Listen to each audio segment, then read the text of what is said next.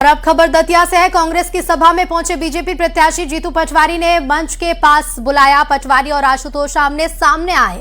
जीतू पटवारी बोले कि दूर से नहीं, पास आकर मिलो। तो दतिया में कांग्रेस की सभा में बीजेपी प्रत्याशी पहुंचे और इस दौरान जीतू पटवारी ने मंच के पास बुलाया और पटवारी और आशुतोष तिवारी आमने सामने रहे। जीतू पटवारी ने कहा कि दूर से नहीं बल्कि पास आकर मिलो।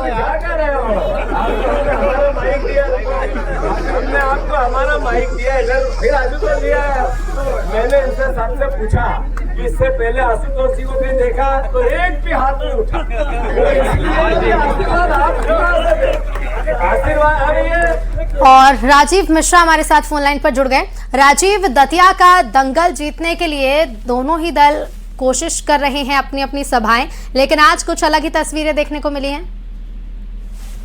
देखिए, बिल्कुल दोनों ही दल अपनी पूरी मेहनत से लगे हुए हैं और जनता के बीच जा रहे हैं। कांग्रेस और भारतीय जनता पार्टी के बड़े बड़े नेता जो हैं वो चुनाव में दतिया पहुंचे हुए हैं और लगातार कैंपेनिंग कर रहे हैं, लगातार जनता के बीच जाकर अपने अपने लिए मतदान करने के लिए अपील कर रहे हैं। और आज दतिया के चिरूला में एक कांग्रेस की आम सभा चल रही थी और उसी दौरान जो भारतीय जनता पार्टी के उम्मीदवार हैं आशुतोष तिवारी वहां से निकलते हैं, उनका काफिला निकलता है तो वो वहां रुक जाते हैं और रुक जाके जीतू पटवारी को कहीं ना कहीं वहां से अभिवादन करते हैं उनका।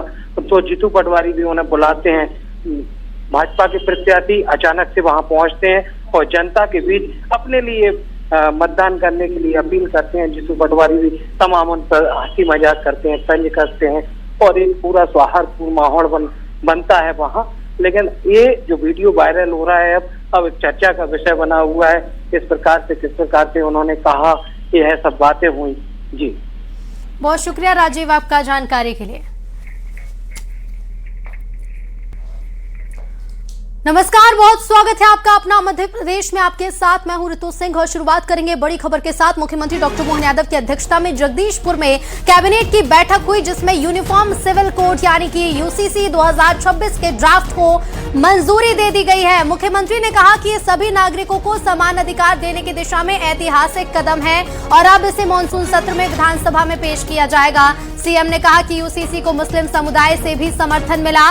प्रदेश भर में संवाद हुआ, कई राजनीतिक दलों को आमंत्रित किया गया और कांग्रेस को छोड़कर सभी दलों ने इसमें भाग लिया। सीएम ने बताया कि सभी शादियों का रजिस्ट्रेशन अब जरूरी होगा। यूसीसी लागू होने के बाद 3 तलाक की व्यवस्था खत्म होगी। कोर्ट के बाहर तलाक अवैध होंगे। लिव इन रिलेशनशिप का रजिस्ट्रेशन जरूरी होगा। साथ ही उन्होंने साफ किया कि आदिवासी समाज को यूसीसी के दायरे से अलग रखा जाएगा।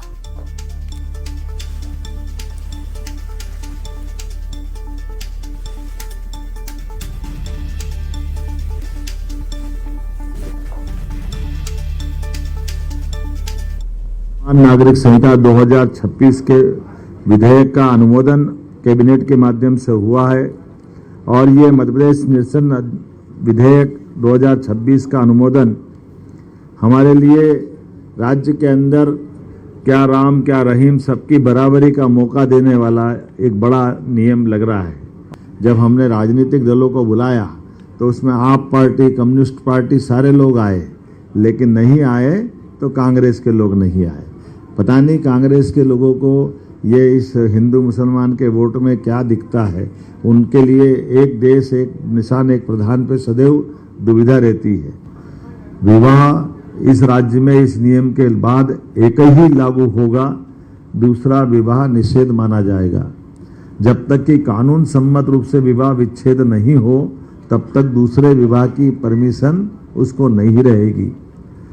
विवाह विच्छेद में भी केवल शब्दों से कोई विवाह विच्छेद नहीं कर पाएगा। तलाक तलाक तलाक या ऐसे जो चीज़ें हैं इससे इसको मुक्ति दिलाई गई।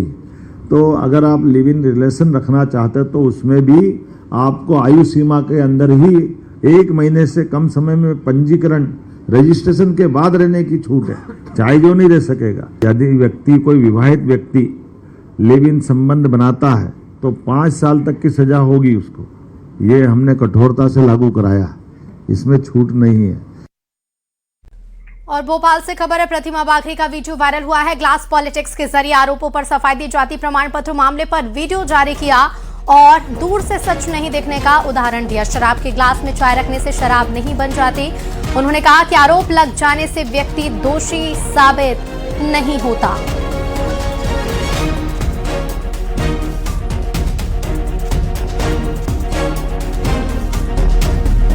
प्रतिमा बागरी का एक वीडियो वायरल हो रहा है। ग्लास पॉलिटिक्स के जरिए आरोपों पर उन्होंने सफाई दी है। जाति प्रमाण पत्र मामले पर वीडियो जारी किया। क्या बदल जाएगा? आपके पास ड्रिंक्स बना के रखी हैं जिसमें कॉफी है, चाय है और ग्रीन टी है, और अगर मैं इन सबको हटा दूं और आपको ना बताऊं, और मैंने आज 2 ग्लासेस भी मंगाई हैं, ये रॉयल स्टेक की बता दूं, इसमें अगर मैं इस पानी को या इनको शिफ्ट करती हूं तो इसका स्वरूप और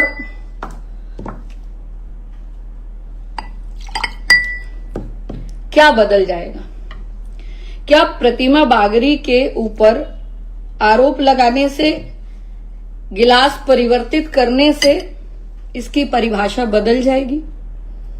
मेरा व्यक्तिगत स्वभाव, मेरी व्यक्तिगत भाषा, मेरी व्यक्तिगत परिचय, ये वो लोग बता सकते हैं जो मुझको जानते हैं। लेकिन छत्तीसगढ़ में रहने वाला व्यक्ति, रायपुर में रहने वाला व्यक्ति, महाराष्ट्र में रहने वाला व्यक्ति, या मेरे वो सोशल मीडिया के मित्र जो मुझे व्यक्तिगत रूप से नहीं जानते, वो ये नहीं बता सकते, या मैं नहीं बताऊं कि इसमें क्या रखा है, तो आप भी नहीं बता सकते कि इसमें क्या रखा है और मैंने किस चीज को इस गिलास में रखा है। तो सोचिए, जब आपकी ये नहीं बताने की परिस्थिति है कि इन ग्लासों में क्या रखा है, वास्तव में ड्रिंक रखी है या चाय रखी है या कॉफी रखी है या ग्रीन टी रखी है, तो निश्चित तौर पर किसी के व्यक्ति को एक पेपर पढ़ करके। और भोपाल से हमारे सहयोगी रमाकांत दुबे जुड़ रहे हैं लाइव। रमाकांत, कई तरह के आरोप लगे, फैसला भी सुनाया गया, उसके बाद अब ये फिर वीडियो जारी किया गया है। आज बिल्कुल ठीक कहा आपने कि राज्य मंत्री प्रतिमा बागरी को जो है वो जाति विवाद वाले मामले में क्लीन चिट मिल गई है। क्लीन चिट मिलने के बाद उनका ये वीडियो सोशल मीडिया पर आया, फेसबुक पर वो लाइव आई और उन्होंने ग्लास पॉलिटिक्स के जरिए एक उदाहरण देते हुए बताया कि अगर मैं इसमें चाय, कॉफ़ी और ग्रीन टी रखी हूँ और इनको अगर शराब के गिलास में डाल लिया जाए तो ये चाय का, कॉफ़ी का स्वरूप नहीं बदल जाता है, वो शराब नहीं बन जाती है। इसी तरह उन्होंने कहा कि सिर्फ दूर से देख के सच का पता नहीं लगाया जा सकता। इंसान पर आरोप लगा दिए जाने से, उसकी जाति पर सवाल उठा दिए जाने से लोगों को भ्रम में नहीं डाला जा सकता। और उस पर सफाई देते हुए उन्होंने उदाहरण के साथ सोशल मीडिया पर लाइव आई और उन्होंने ये वीडियो जारी किया है। और उसके बाद इस सवाल ने और वीडियो के बाद सवाल खड़े कर दिए कि आखिर वो ग्लास पॉलिटिक्स के जरिए क्या और संदेश देना चाहती थी, आखिर उन्होंने शराब का जिक्र क्यों किया।